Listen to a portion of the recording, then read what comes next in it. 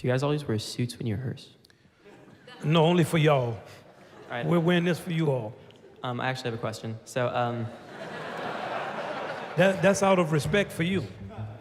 See, you got to Thank respect you. our young people too. Y'all had achievement, y'all came in, we put our suits on for y'all.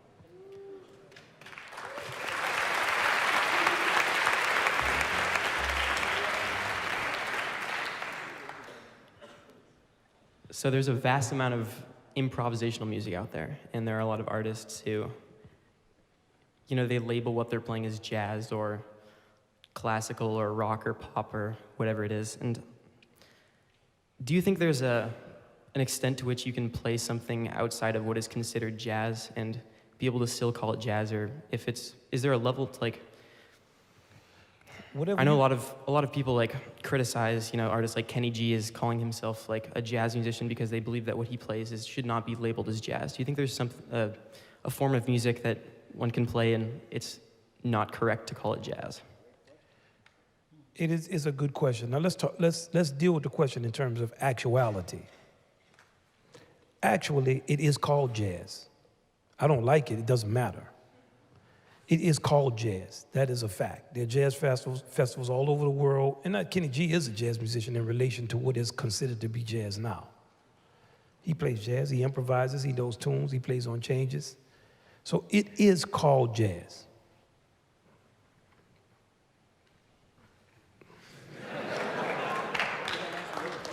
Now, what is the other part is what do I think about it?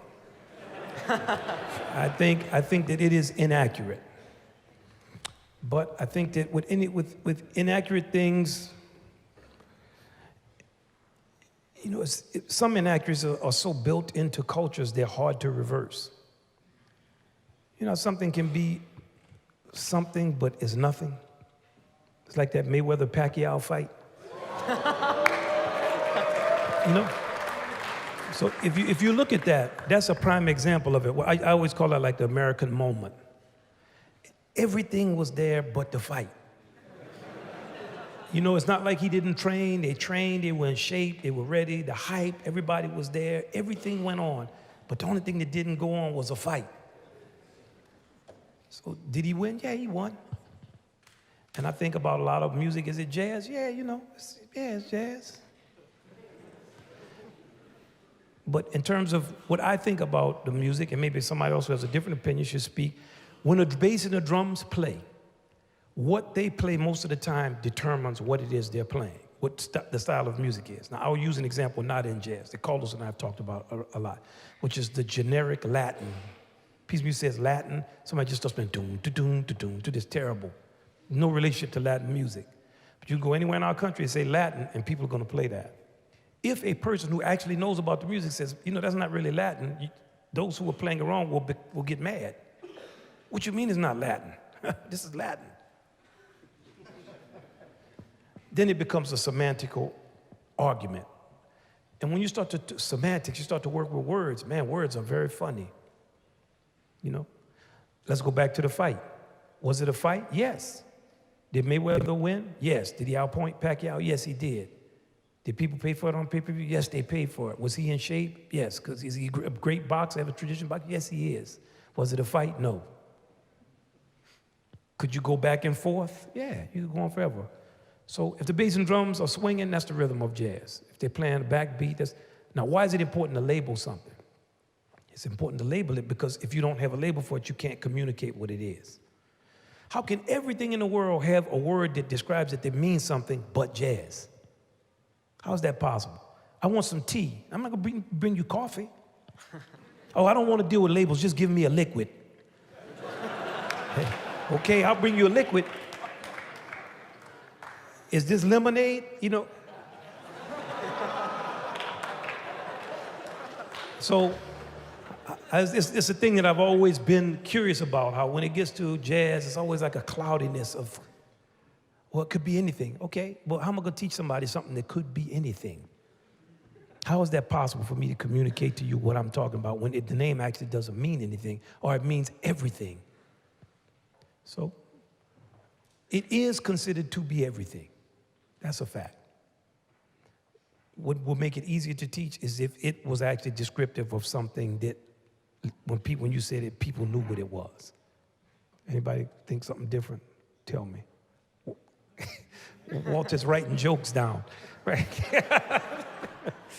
Does that make sense? That's the closest I can get to it. Yes, sir. Hi. Drawing from your extensive career, what is the essence of this music, in your opinion? Who wants to answer that?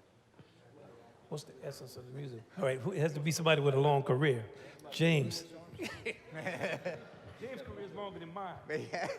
Well, for me, this music, it all comes out of Louis Armstrong. So just his vitality, his ebullience, his happiness, right? His swing, his undeniable joy. So that's the essence of this to me. I mean, it can be serious and dark and heavy and all that too, but it's still got to have a little bit of that Louis in there for me. Yeah, I'm not going to argue with that. I'm from New Orleans, so. He's like the Prometheus kind of our music, brought the music to everybody. It's got to have that feeling. That's what it is. Thank you. You know, so you want something more technical? Yeah. Well, you know, the music is like improvisation is in it, the blues is in it, and swinging is in it. That's Louis Armstrong. And it also does not mean, because something is something doesn't mean that it's against other stuff. With our music, when you say it's something, well, it's not this or this is not good, yeah, that could be good too. You know, because I like you don't mean I dislike your brother. You know what I mean? Yeah. Thank you. Yes. Victor, he's from New Orleans too, so you got to be. But it is a feeling of it. I remember when I went to The Hague the first time, the jazz festival in Europe, in the Netherlands, and I had the opportunity to sit at the table with Sweets Edison, James Moody, and all those people of that generation, and to just see the love that they shared for each other and the respect that they had for each other. It was a feeling of jazz that was like no other feeling. I've played in the rhythm and blues part of it. I've played in popular music. I've been in some classical environments and things like that. And all of them have their respective feelings, but all of them are very different from the feeling we have in jazz. We do have a distinctive feeling that we want to keep in our music. It's individualistic, it's embracing, it's also very harsh. Musicians tell you sound sad, they're very direct about it. You want to know about Art Blakey, he was direct. You need to practice, you're sad. Okay.